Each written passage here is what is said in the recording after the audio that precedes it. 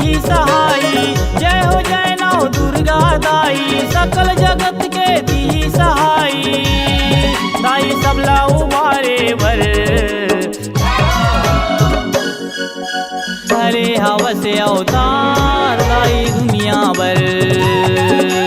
धरे हवस अवतार दाई दुनिया भर।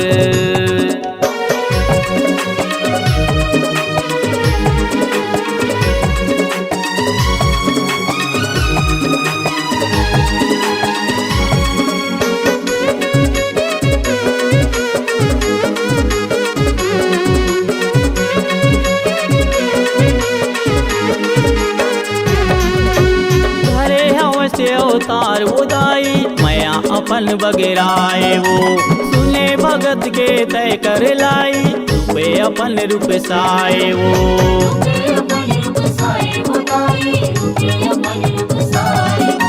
शैल पुत्री पहली ते माई, पूनी मूर्तिया भाई वो। ब्रह्मचारिणी दूजे महामाई, महिमा भरनी न जाए वो।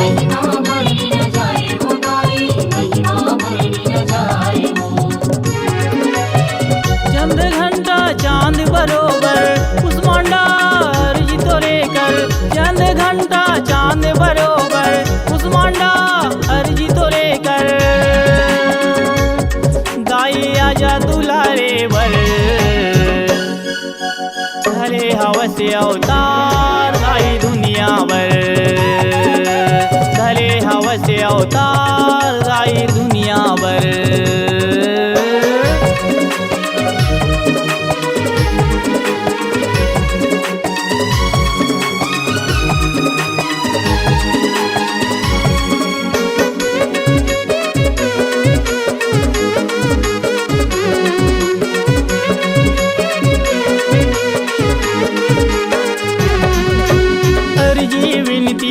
महतारी माई स्कंद महारानी वो, थके हरे सब तोर दुआरी। आए अनुज परानी वो,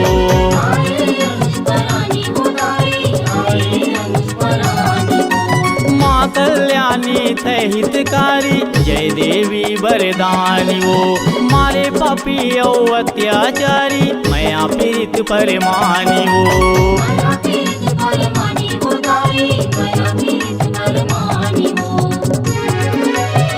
काल रात्रि गदह चघैया पैया पराव महागौरी मैया। काल रात्रि गदह चघैया पैया पराव महागौरी मैया। हे माई सुधी तय हमरो कर,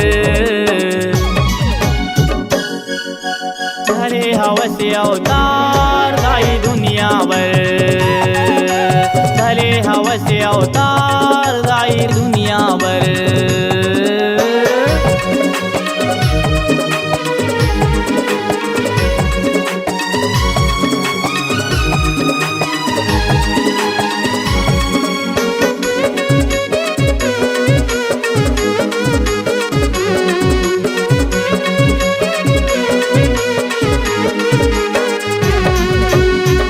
दातरी सिद्ध करवे सबके अधूरा काज वो।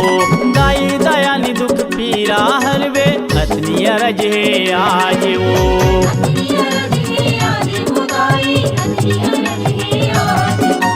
कर सुमिरन सब पाप ले तरवे, सुनो संत समाज वो।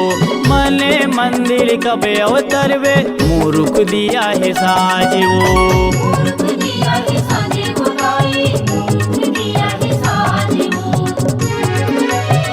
ब्रह्मानंद के हवा पुजारी, मानो दुर्गा सुन ले गोहारी। ब्रह्मानंद के हवा पुजारी, मानो दुर्गा सुन ले गोहारी। राही तुलसी तीजौ जाही दर, धरे हवस अवतार दाई दुनिया भर। धरे हवस अवतार दाई दुनिया भर।